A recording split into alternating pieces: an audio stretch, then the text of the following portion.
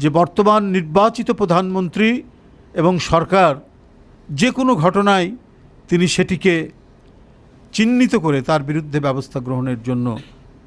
ব্যবস্থা নিয়েছেন। আপনারা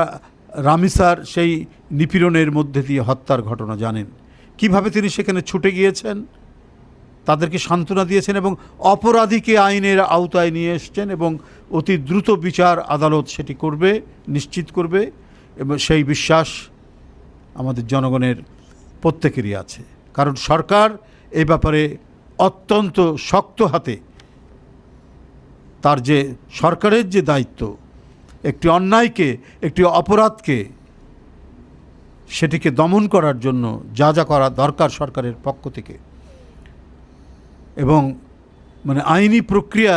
সরকার যেটা নিতে পারে সেগুলো সবগুলোই নেওয়া হয়েছে এবং অতি দ্রুত অপরাধীর বিচার হবে।